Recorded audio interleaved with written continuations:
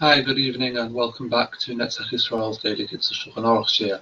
We're carrying on Siman Kuf Lamed Gimel, Hilchot Yom Kippurim, and we're carrying on from Seif Yud Daled. We're in the middle of talking about a pregnant lady and a choile, what they can do regarding fasting on Yom Kippur. Seif Yud Daled. Yoledes v'chein choile sheyesh bo sakana. Someone who is about to give birth, or a choile, a sick person who is in danger. There are different categories of cholim. We're talking about a choile that is in danger.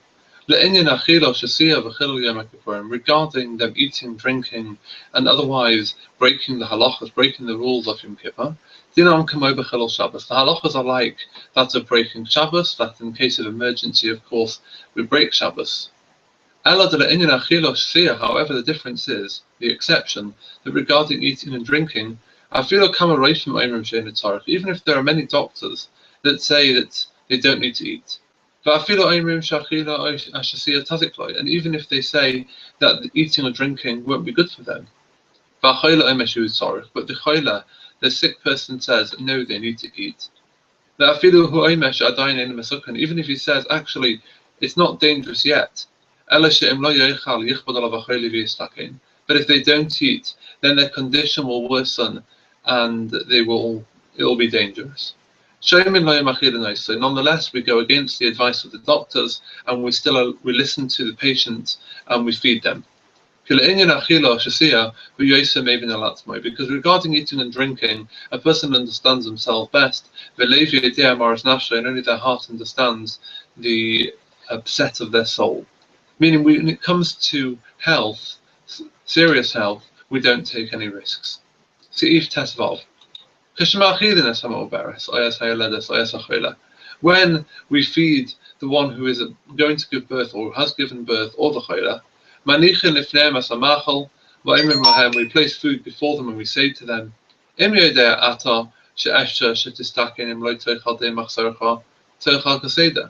if you know that it's possible to become dangerous if you don't eat according to what you need, then eat normally, until you understand that you've eaten enough. But if it's possible for you to eat less than a shear, which we're going to explain how much a shear is, if it's possible for you to eat less than that, then you should do so. A person should eat in one go about 2/3 of an egg, which is about 30 grams or 50 cc. Because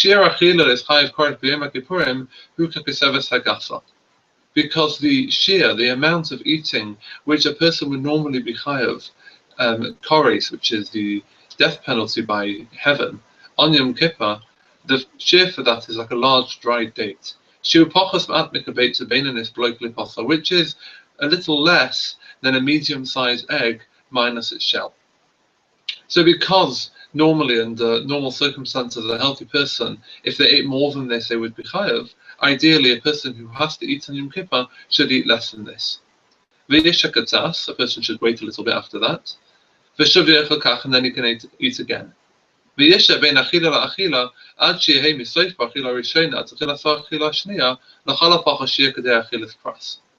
A person should wait from when they finish the first eating until they start the second eating. That means the gap between eating these two small little portions should be about 9 minutes. A person can repeat this many times, leaving a gap of 9 minutes in between,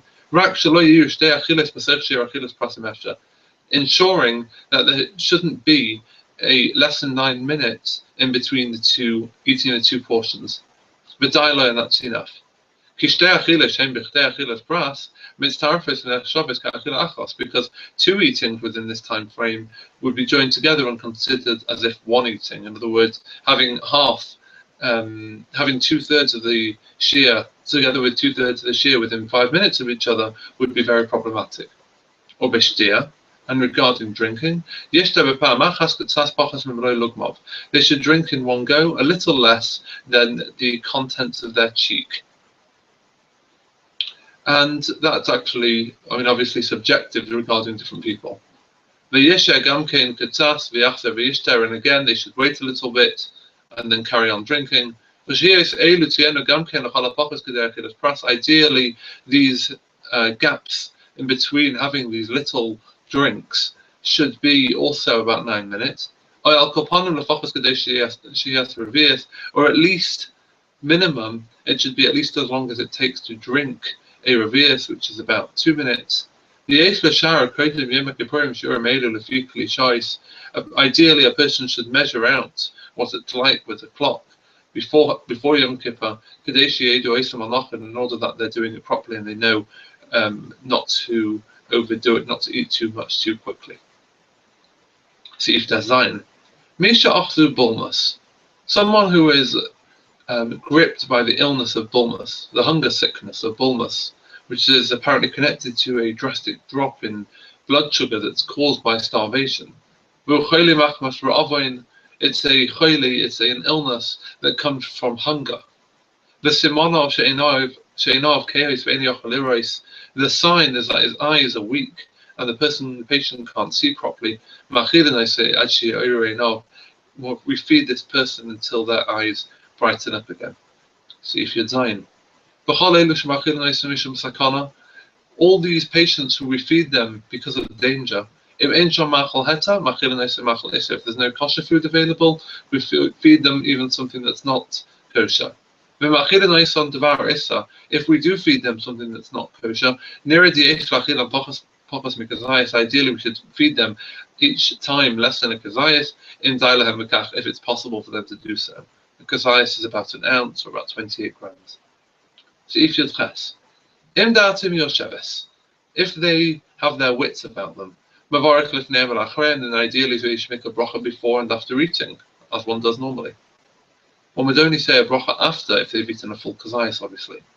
If one normally has shiurim, if one has less than the required amount, with 9 minutes spaced apart, then seemingly they would never make a bracha achrona. But an adult should certainly never make kiddush on Yom Kippur. And in benching, one should say Yalav Yavai, the extra addition for Yom Tov. And likewise, if Yom Kippur fell on Shabbos, they should also add in Ritzei. But if they forgot either Ritzei or Yalav Yavai, as it's not one of the regular meals that they're obligated to have on Yom Tov, they don't need to repeat benching because there's no obligation that day to eat bread.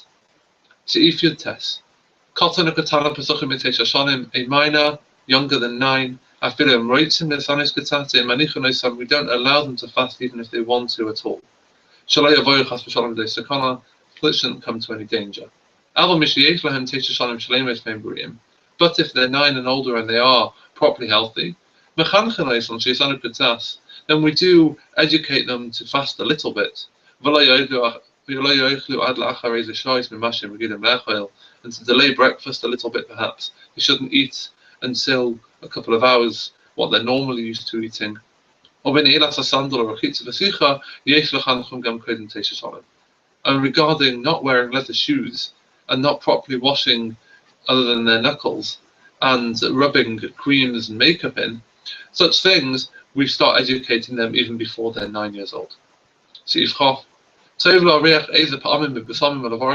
is good to smell a few times besamim and to make the appropriate brachas on them. Because their Shemona Esrei is a lot shorter and we don't have the regular brachas that we say, in order to complete saying 100 brachas every day, this is a practical thing to do to smell besamim. So long as one is still involved, so long as one hasn't taken their mind off it, one cannot make the same bracha again. To have a bracha levatala, that would be a bracha in vain. Therefore, a person should make a large gap in between making the same bracha again. In time that there should be hesach hadas, a removal of the mind, literally, a distraction in between. And it is good to smell different every time, different besamim, even if they're from the same type, because then again there is more room to make the same bracha. And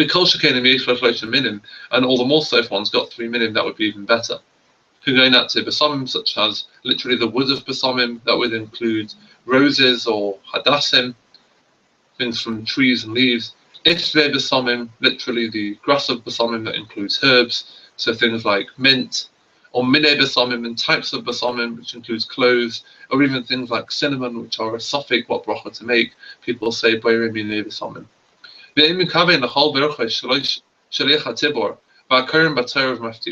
If a person properly listens and has intention to be out to the brachas that the chazan makes, and the people who get called up to the Torah and maftir, and he says amen to those brachas, lo yachsu lo rak shalosh brachas l'tachlit me'ah.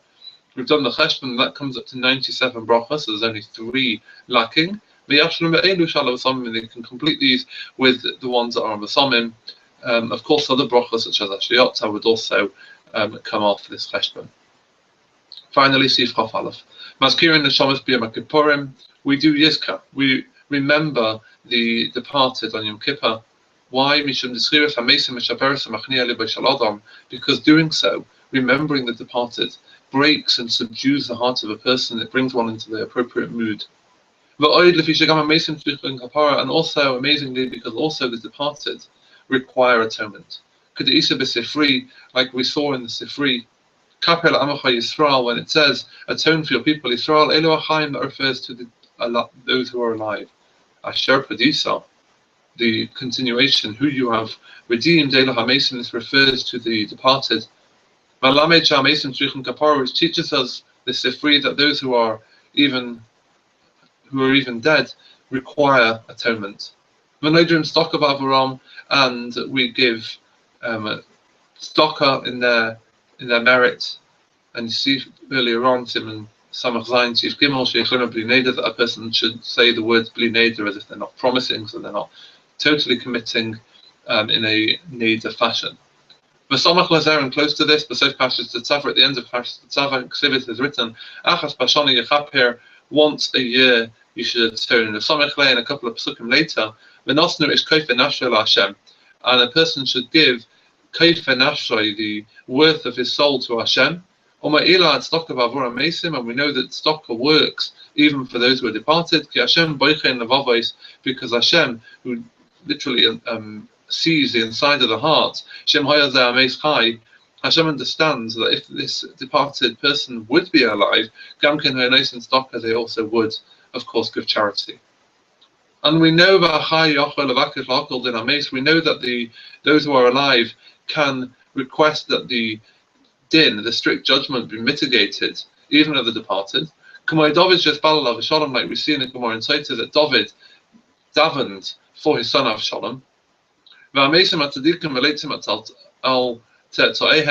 Also, the righteous departed plea for their descendants.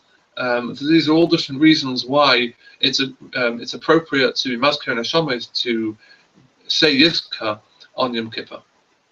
Also, on other days of Yom Tov, the last day of Pesach, second day of Shavuos, and Shmini Atzeres, so the last days of Pesach, Shavuos, and Sukkot, Mazkir and Neshamas, we do Yizka. Because we read the parasha from the Torah of Kol HaBachor, where it is written, Ish Kamat Nas Yodai, each man according to how much he can afford, and therefore, in keeping with that, we donate funds to charity. And because we're donating funds to charity, we are accustomed to give it in honor and in memory of the souls, the departed. That Hashem should remember them for good. And also at the same time, He should remember us with them for good, in good merit, in merit of their good deeds. But then again, the custom is that someone who has a father and mother alive, exits the shul while everyone else is saying Yizka. The custom also is that in the first year that one's parent passes away, that they also go out from the shul. Thank you for watching.